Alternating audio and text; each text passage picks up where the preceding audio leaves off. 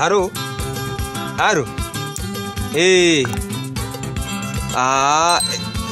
Ndilipa nyumba. Ndilipa nyumba nganga. Ndipeze ni gogo. Ya muri visa. Tungo kale hiva. Ya. Chabu.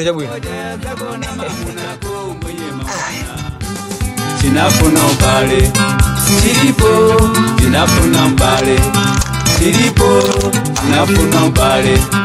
Silipo. Sinafuna ubale. Silipo. Sinafuna ubale. Kwenye sinabwera.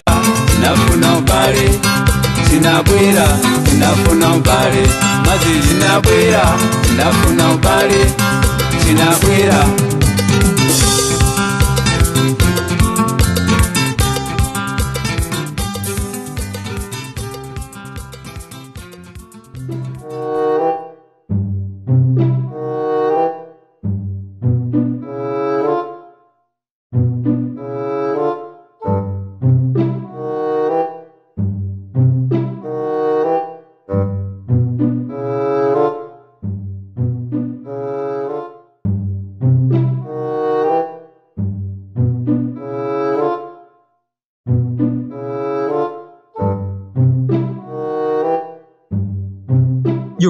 Yue. Chikarele. Nabako. Ya baba. Nasa wasira kweli? Ya baba. Zenda bwachi? Ya baba sirukuke. Zosenge sadu. Bwachi. Mateo. Abo ndo sori kwa mbili uja. Mana wa. Amina uja. Kwa baba. Kulizosenge sawu. Kama inu zinongo sanga baba. Nanga wewe. Inumuna ngata wose wa baba nende nikakoze. Unisibodi. Iyi room Ine mwino? Mwana nene wakoza baba. Mwana yo sava iwe. Kaonele ngira ndani kaya. Mwina kutuwa mai yako. Nezo fuda duni. Mwana? Kimwana janga chije ine. Nezo fuda duni zimene. Ineo ndi makoza arunto yanga.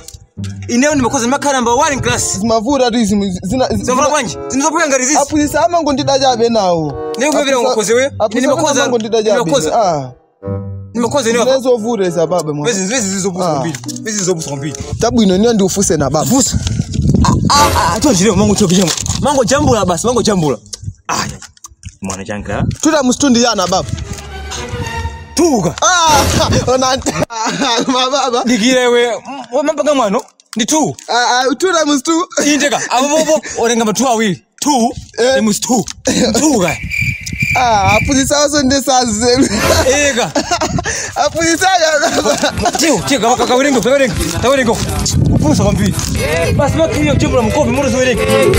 Ona upusa kwa mbili.